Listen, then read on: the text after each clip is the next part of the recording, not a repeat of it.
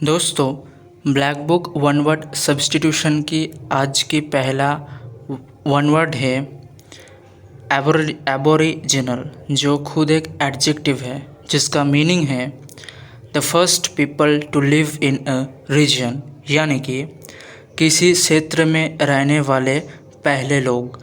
दोस्तों, आप यहाँ पर पिक्चर पे देख सकते हो कि यहाँ पर अफ्रीका की कुछ निवासी की पिक्चर है। दोस्तों, जो लोग कुछ किसी क्षेत्र पर, किसी स्थान पर या फिर किसी प्लेस पर अगर पहले से रहे हैं तो उसको ही हम एबोरिजिनल बोलेंगे। ओरिजिनल का मतलब है किसी कंट्री की ओरिजिनल इनहेबिटेंट्स, ओरिजिनल निवासी। तो किसी कंट्री की ओरिजिनल निवासी को ही हम एबोरिजिनल बोलेंगे। एबोरिजिनल वर्ड को हम सेंटेंस में कैसे यूज़ कर सकते हैं, देखिए। They are the aboriginal peoples of South Africa, यानी कि वे दक्षिण अफ्रीका के मूल निवासी हैं। दोस्तों, एबोरिजिनल वर्ड का मतलब है मूल निवासी, मूल आदिवासी, यानी कि जो लोग उस स्थान जब से हुए हैं तब से ही उस स्थानों पर जो आदिवासी रह चुक रहे हैं उसको ही हम एबोरिजिनल वन वर्ड बोलेंगे।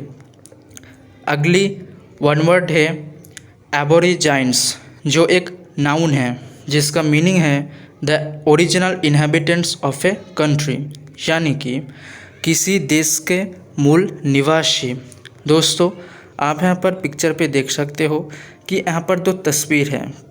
आप ये भी जानते हो कि जब गवर्नमेंट ऑफ इंडिया CAA एवं NRC बिल ले आए थे तब हमारे देश के जनसंख्या दो हिस्से पर बांट चुकी थी। एक हिस्सा जो CAA एवं NRC को चाहते थे और दूसरे हिस्सा जो CAA एवं NRC की प्रोटेस्ट कर रहे थे। दोस्तों, जो लोग हमारे देश के ओरिजिनल निवासी हैं, ओरिजिनल इनहेबिटेंट्स हैं, वो तो CAA एवं NRC को सपोर्ट ज़रूर करेंगे। तो इस तरह से भी आप याद कर सकते हो कि जो हमारे देश के, जो हमारे कंट्री के ओरिजिनल निवासी है, मूल निवासी है, वो कभी भी NRC या फिर CAA को अपोज्ड नहीं करेंगे। तो इस तरह से भी आप इसको याद कर सकते हो। बाकी एबोरिजाइंस वन वर्ड को हम सेंटेंस में कैसे यूज़ करेंगे, देखिए। We watched a film about the Indian aborigines, यानी कि हमने भारतीय आदिवासियों के बारे में एक फिल्म देखी। एबोरिजाइंस का मतलब है आदिवासी। नेक्स्ट वन वर्ड है एवरेज, जो एक वर्ब है जिसका मीनिंग है to make something shorter by removing parts of it, usually a book, यानी कि किसी चीज़, वो किताब हो सकता है, तो किसी भी चीज़ के कुछ हिस्से को हटाकर उसे छोटा करना, इसको ही हम एवरेज बोलेंगे। दोस्तों, आप यहाँ पर तस्वीर पे देख सकते हो कि एक आदमी एक ब्रिज के सामने खड़ा है। इस आदमी इस पार से उस पर जाना चाहते हैं। इसके पास दो ऑप्शन हैं। अगर वो ब्रिज से फ़िलहाल वो ब्रिज से उसको जाना होगा, या अगर वो ब्रिज से जाना नहीं चाहते हैं तो उसको घूम के बहुत रास्ता कवर करके उसे उस पर जाना होगा। तो अगर उस लॉन्ग डिस्टेंस को अगर उसे कम करना है तो उस आदमी को इस ब्रिज से जाना होगा। यानी कि अगर इस आदमी ने इस ब्रिज से जाएगा तो उसका जो डिस्टेंस है वो कम हो जाएगा। यानी कि ब्रिज से आप एवरेज वर्ड को रिलेट कर सकते हो। एवरेज का मतलब है छोटा हो जाना, कम हो जाना। यानी कि अगर हम ब्रिज से ना जाकर अगर मूल रास्ते से अगर जाएंगे तो बहुत डिस्टेंस हमें कवर करना होगा। अगर हम ब्रिज से जाएंगे तो कम डिस्टेंस कवर करना होगा, यानी कि डिस्टेंस कम हो जाएगा। तो इस तरह से भी आप इसको याद कर सकते हो कि एवरेज का मतलब है कम हो जाना। एवरेज वन वर्ड को हम सेंटेंस में कैसे यूज़ करेंगे, देखिए। This is an averaged version of a novel, यानी कि ये उनके नए उपन्यास का संक्षिप्त संस्करण है। दोस्तों, संस्करण संक्षिप्त, एवरेज का मतलब है संक्षिप्त, एक बुक का संक्षिप्त संस्करण। यानी कि हम एक पूरे बुक नहीं लिख रहे हैं, क्या लिख रहे हैं, सिर्फ संस्करण, मतलब कुछ कम कम चीज़ ऐड कर रहे हैं, कुछ कम कम चीज़ ऐड कर रहे हैं। अब तो CGL CHSL MTS प्रिपरेशन की तैयारी कर रहे हैं। आप तो जानते ही होंगे कि ब्लैक बुक की मैं फ़िलहाल 4th एडिशन 4th एडिशन मैं पढ़ रहा हूँ, मैं कर रहा हूँ। इसके पहले 3rd एडिशन था। तो इस एडिशन में छोटा सा हिस्सा ही ऐड किया जाता है, छोटा सा हिस्सा। तो एवरेज का मतलब ही है कम हो जाना, मतलब कम होना, कम कर दे जाना, removing parts of it. Next one word है एवरेजमेंट, जो एवरेज वर्ड का नाउन फॉर्म है। एवरेज का मतलब है वर्ब और एवरेजमेंट यानी कि नाउन। एवरेजमेंट वर्ड की मीनिंग है a shortened version of a larger work, यानी कि किसी बड़े कार्य का संक्षिप्त संस्करण। दोस्तों आप यहाँ पर पिक्चर पे देख सकते हो कि यहाँ पर एक प्रियम्बल की पिक्चर है, मतलब इंडियन कॉन्स्टिट्यूशन की एक पिक्चर यहाँ पर है। अगर हम इंडियन कॉन्स्टिट्यूशन की हर एक आर्टिकल, हर एक सेक्शन, हर एक पार्ट 1 बाय 1 अगर पढ़ना चाहते हैं तो हमें बहुत टाइम लग जाएगा। और अगर अगर हम कॉन्स्टिट्यूशन ऑफ इंडिया की पूरी थीम जानना चाहते हैं तो हमें या फिर पूरे संविधान हमें पढ़ना पड़ेगा या फिर हमें प्रियम्बल पढ़ना पड़ेगा। तो कॉन्स्टिट्यूशन ऑफ इंडिया की प्रियम्बल है हमारे इंडिया की कॉन्स्टिट्यूशन क्या बोलना चाहते हैं हम, हमारे इंडियन कॉन्स्टिट्यूशन की थीम क्या है, उसका मूल सामरी क्या है। तो उस छोटे से समरी को अगर हम पढ़ लेते हैं तो हमें अंदाज़ हो जाएगा कि इंडियन कॉन्स्टिट्यूशन किससे डील कर रहा है। तो एवरेज का मतलब ही है शॉर्ट एंड वर्शन। तो हमारे पूरे कॉन्स्टिट्यूशन ऑफ इंडिया की एक शॉर्ट एंड वर्शन है इस प्रियम्बल एक शॉर्ट एंड वर्सन है। दोस्तों एवरेजमेंट वन वर्ड को हम सेंटेंस में कैसे यूज़ करेंगे, देखिए। Averagement of this complex text was extremely difficult, यानी कि इस जटिल पाठ का संक्षिप्तकरण अत्यंत कठिन था। मतलब एवरेजमेंट का मतलब ही है संक्षिप्तकरण, मतलब उस वर्क शॉर्टेन का जो काम है, मतलब किसी बड़े कार्य का संक्षिप्त संस्करण, इसको ही हम एवरेजमेंट बोलेंगे। नेक्स्ट वन वर्ड है एब्रोगेट, जो एक वर्ब है। एब्रोगेट वन वर्ड का मतलब है, मीनिंग है कैंसल ए लॉ और एग्रीमेंट, यानी कि कोई काम या समझौता रद्द करना। दोस्तों आप यहाँ पर पिक्चर पे देख सकते हो एक प्रोटेस्ट चल रहा है। गवर्नमेंट ऑफ इंडिया फार्मर्स के लिए एक न्यू कृषि बिल ले आना चाहते थे, लेकिन जब उस बिल के बारे में बातचीत हमारे पार्लियामेंट में चली तब हमारे देश की फार्मर्स प्रोटेस्ट कर रहे थे इस बिल के बारे में। तो इस प्रोटेस्ट के लिए हमारे गवर्नमेंट ऑफ इंडिया मजबूर हुआ उस लॉ को, उस बिल को कैंसिल करने में। तो एब्रोगेट वन वर्ड का मतलब भी है किसी भी चीज़ को, वो लॉ हो सकता है या फिर एग्रीमेंट हो सकता है, उसको कैंसिल कर देना।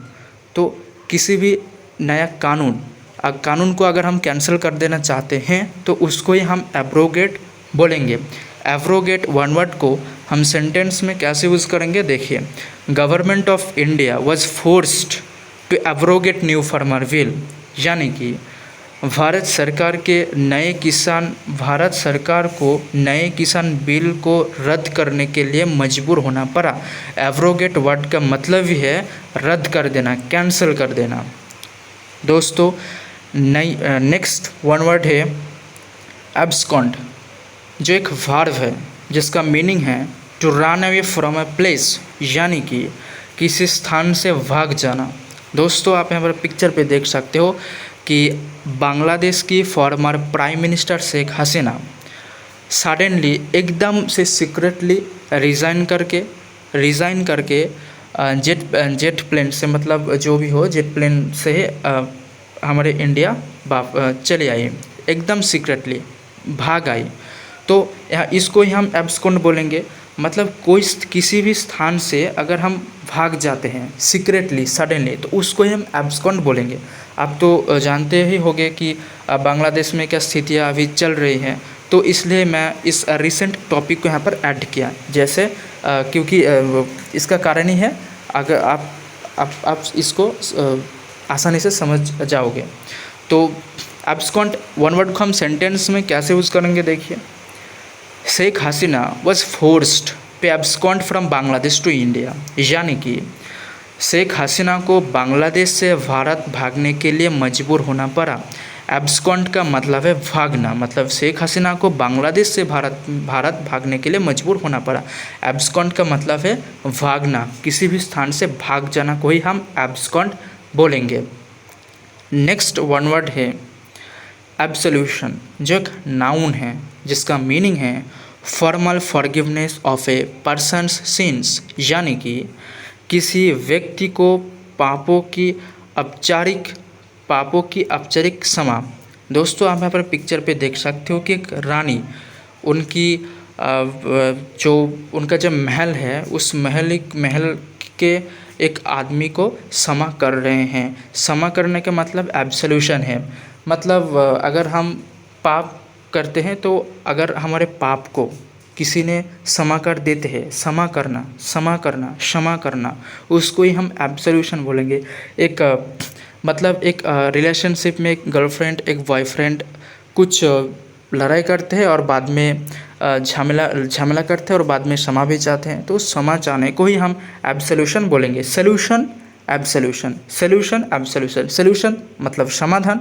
एक झगड़ा चल रहा था एक रिलेशनशिप में, और एब्सोल्यूशन का मतलब हमने क्षमा चाह लिया, उन्हें वो हमें क्षमा कर दिया, एब्सोल्यूशन हो गया। मतलब एब्सोल्यूशन का मतलब ही है क्षमा कर देना, फॉरगिवनेस, फॉर्मल फॉरगिवनेस।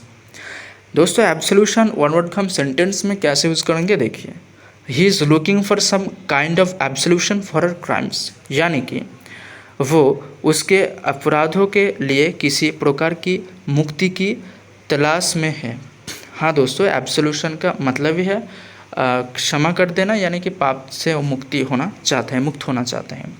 दोस्तों नेक्स्ट वन वर्ड है एब्सर्ड, जो एक एडजेक्टिव है जिसका मीनिंग है वाइडली अनरीजनेबल, इलॉजिकल और रिडिकुलस। दोस्तों आप यहाँ पर यानी कि बेहद अनुचित, अतर्कित। दोस्तों आप यहाँ पर तस्वीर पे देख सकते हो कि एक लड़की और एक लड़का यहाँ पर है। लड़का लड़की को continuously no no no no बोल रहे हैं, और लड़की यहाँ पर कुछ समझ नहीं रहा है, मतलब उसे कुछ समझ नहीं आ रहा कि ये लड़का क्या बोल रहा है, नो नो ये क्या बताना चाहती है। मतलब एकदम अनरीजनेबली, इलॉजिकली, रिडिकुलसली वो अपने आप नो नो नो बोल रहे हैं। तो मतलब कोई अनरीजनेबल काम, एकदम से इलॉजिकल, जिसका कोई मतलब नहीं है, एकदम अतर्कित, उस काम को ही हम एब्सर्ड यहाँ पर बोलेंगे। एब्सर्ड वर्ड को हम सेंटेंस में कैसे यूज़ करेंगे, देखिए। That uniform makes the guards look absurd, यानी कि वो वर्दी गार्ड को बेतुकी लगती है। मतलब एक गार्ड, एक एटीएम के सामने एक गार्ड खड़ा है और वो वहाँ पर मतलब शादी के कपड़े पहनकर गार्ड दे रहे हैं। मतलब एकदम बेतुका काम है, रेडिकुलस काम है एकदम। मतलब एक गार्ड को कभी भी एक शादी की पोशाक पहन के गार्ड एटीएम के सामने गार्ड देना उसको नहीं उचित है। तो इसको ही हम एब्सर्ड बोलेंगे। एब्सर्ड का मतलब है अनरीजनेबल, इलॉजिकल, रिडिकुलस, जिसका कोई मतलब नहीं है, एकदम बेतुका। दोस्तों नेक्स्ट वन वर्ड है एक्सेलरेट, यानी कि एक्सेलरेट वर्ड एक वर्ब है जिसका मीनिंग है टू इंक्रीज द स्पीड, यानी कि गति का बढ़ना। दोस्तों आप तो ज़रूर बाइक चलाते होंगे। बाइक में एक्सेलरेटर होता है। हमें अगर ज़ोर से जाना है तो एक्सेलरेटर को दबाना पड़ता है ज़ोर से, और एक्सेलरेटर को ज़ोर से दबाने के बाद हमारे बाइक स्पीड से चल जाता है। तो एक्सेलरेटर का मतलब है स्पीड को इंक्रीज़ कर देना, स्पीड को बढ़ाना। आप यहाँ पर तस्वीर पे भी देख सकते हो कि यहाँ पर एक्सेलरेटर दबा दी गया और जो एक्सेलरेटर का जो काटा है वो सीधे 3 से 7 पर आ गए, मतलब स्पीड बढ़ रहा है। तो स्पीड बढ़ने को ही हम एक्सेलरेट बोलेंगे। एक्सेलरेट से ही एक्सेलरेटर वर्ड आते हैं। दोस्तों एक्सेलरेट वन वर्ड को हम सेंटेंस में कैसे यूज़ करेंगे देखिए। Mahi increased his speed when she was going by car. दोस्तों इस सेंटेंस पे एक मिस्टेक है कि व्हेन सी के बाद एक हेल्पिंग वर्ब यहाँ पर गायब है, एक ऑक्सिलरी वर्ब यहाँ पर गायब है। When she was going by car मतलब सी के बाद वाज होगा, सी के बाद वाज होगा। Mahi increased his speed when she was going by car, यानी कि कार से जाते समय माही ने अपनी गति बढ़ा दी। इंक्रीज का मतलब है बढ़ना, और मतलब इंक्रीज यहाँ पर जो वर्ड लिखा है ना इंक्रीज, यहाँ पर एक्सलेट होगा। यहाँ पर बाय मिस्टेक मैंने इसको इंक्रीज एक्सलेट के जगह इंक्रीज लिख दिया, उसके लिए सॉरी, माफ़ी चाहता हूँ। मतलब Mahi accelerate his speed when she was going by car, यहाँ पर एक सेंटेंस होगा, यानी कि कार से जाते समय माही ने अपनी गति बढ़ा दी। एक्सेलरेट का मतलब है बढ़ाना। दोस्तों आज की लास्ट वन वर्ड सब्स्टिट्यूशन है एक्सोलेट, जो एक नाउन है जिसका मीनिंग है टू गेट प्राइज, ऑनर और अवार्ड, यानी कि पुरस्कार या सम्मान प्राप्त करना। दोस्तों आप यहाँ पर तस्वीर पे देख सकते हो कि एक लड़की, एक वुमेन जो अपने ऑफिस में अपने बॉस से एक प्राइज़ एक्सेप्ट कर रहा है, ले रही है। यानी कि अगर हम किसी से कोई भी पुरस्कार हम अगर पाते हैं, या फिर सम्मान अगर हम पाते हैं, या फिर अवार्ड हम पाते हैं, या फिर अचीवमेंट अगर हम पाते हैं, तो उसको ही हम एक्सोलेट बोलेंगे। उसको ही हम क्या बोलेंगे? एक्सोलेट बोलेंगे। जैसे कि आप जानते होंगे कि हम करंट अफेयर्स में, हम तो सीजीएल के लिए तैयारी कर रहे हैं, आप भी तैयारी कर रहे हो, तो आप तो जानते ही होंगे आप लोग कि प्रेसिडेंट ऑफ इंडिया हर साल हर एक क्षेत्र से price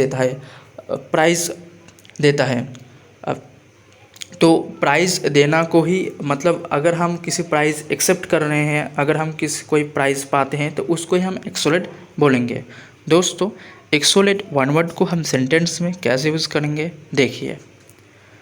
Soma was finally awarded the ultimate accolade after completing her nursing course, यानी कि नर्सिंग पाठ्यक्रम पूरा करने के बाद सोमा को अत्यंत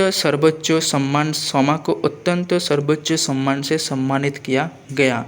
एक्सोलेट का मतलब है सम्मान देना। एक्सोलेट का मतलब क्या है? सम्मान देना।